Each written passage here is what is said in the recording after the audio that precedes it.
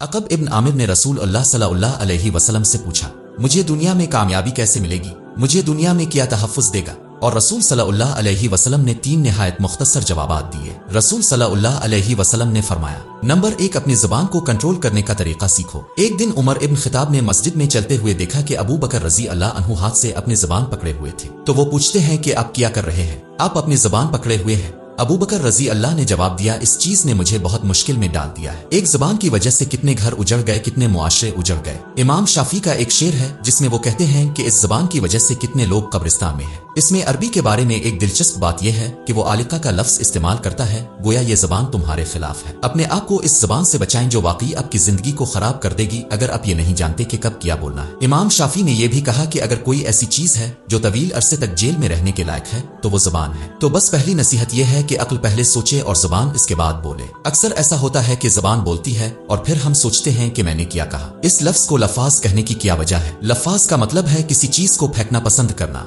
क्योंकि ये तीर की तरह है। एक बार जब आप इसे कमान से निकाल देते हैं तो आप इसे वापस नहीं ला सकते। आप अपनी बेटी, अपनी बीवी, अपने भाई, अपनी बहन को एक बार कुछ कहो, वो सारी जिंदगी इसको याद रखेंगे। आप 10 साल तक मुआफी मांगते रहें लेकिन आपके अल्फाज वही रहेंगे। और इसीलिए इमाम शाफी कहते हैं कि तलवार से कटने के बाद शिफा मिल सकती है लेकिन ज़बान से कटने के बाद नहीं। जिस तरह से हम बोलना सीखते हैं, अब जानते हैं कि जब आपके पास एक शेर खार बच्चा है, एक छोटा बच्चा, और जब वो बोलना शुरू करता है तो हम जश्न मनाते हैं, लेकिन शुरू वाले अल्फाज पर ही हम खुशी मनाते हैं और सुनते हैं। लेकिन बाद में जब वो बोलता रहता है तो हम इसे कहते हैं कि चुप हो जाओ। इसलिए कहा जाता है कि जिस तरह हमने बोलना सीखा है और हम इस बात पर बहुत ज्यादा तवज्जो मरकूज करते हैं कि कैसे बोलना है, इसके साथ हमें खामोश रहना भी सीखना चाहिए। आप जानते हैं जब हम छोटे थे तो हम बच्चे एक दूसरे को टाइम आउट में डाल दिया करते थे, कहते थे चुप रहो जब तक आपको बोलने की इजाजत ना दी जाए।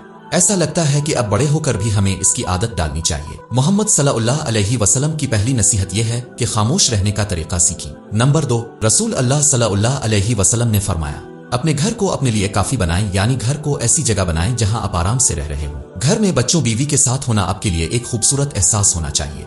अपने खानदान के साथ बस अपने घर को अपने लिए आरामदेह बनाएं, आपके लिए एक खूबसूरत एहसास है। जो लोग ज्यादा घर से बाहर रहना पसंद करते हैं उनका अंदाज नापसंद किया गया है। घर में कम रहना अच्छा नहीं है। तुम मस्जिद जाते हो, वापस आते हो, फिर मस्जिद जाते हो, फिर घर पे ज्यादा वक्त गुजारो। इफ्क का वाकया हम सब जानते हैं। इफ्क इस वक्त था जब हमारी वालिदा आयशा रजी अल्लाह पर इल्जाम लगाया गया था और इस बारे में अफवाहें पूरे शहर में फैल गई थी। और हम तसव्वुर कर सकते हैं कि इस हालत में आयशा जैसा कोई शख्स होना कैसा महसूस करेगा।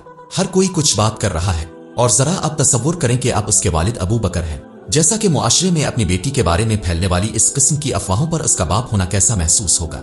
हदीस हमें बताती है कि सबसे पहले आयशा को कुछ देर तक इस अफवाह का पता नहीं चला। जब आयशा रजी अल्लाह को मालूम हुआ तो उन्होंने फौरन रसूल अल्लाह सल्लल्लाहु अलैहि वसल्लम से पूछा, क्या वो अपने माँ बाप के घर वापस चली जाए।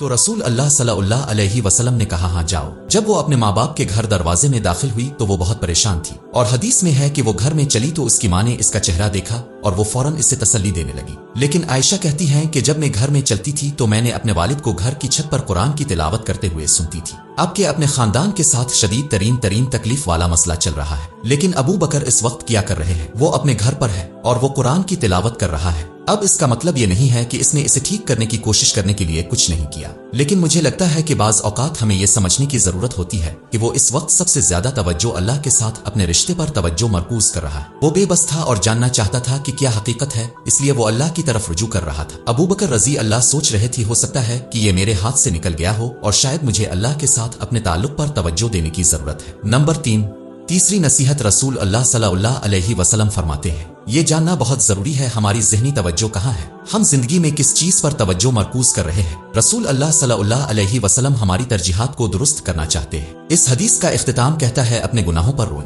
अब आपको किसी चीज पर रोने का वाहिद तरीका यह है कि जब ये जिंदगी में तरजीह हो और जब आप इस पर तवज्जो मरकूज करें। और इसलिए मैं जो महसूस करता हूँ कि यह हदीस मेरे लिए है कि मेरी जिंदगी में कौन सी चीज तरजीह रखती है और मैं कुन चीजों पर अपनी सोच के मरकूज कर रहा हूँ, चाहे वो आलमी हो, चाहे वो फिरका परस्त हो, चाहे वो कुछ भी हो। लेकिन जिस चीज पर मेरा दिल बुनियादी तौर पर मशगूल होना चाहिए वो मेरे गुनाह है। आज अब में से कितने लोगों ने अपने गुनाहों पर गौर किया है? मुझे लगता है कि अगर हम ईमानदारी से कहें तो हम में से सिर्फ चंद ही लोग बैठकर सोचते हैं अपने गुनाहों के बारे में। जरा सोचे, हम उन पर नहीं रोएंगे जब तक कि हम असल में उनके बारे में संजीदा नहीं होते और उनको अल्लाह से मुआफ करवाने पे तवज्जो मरकूज नहीं करते।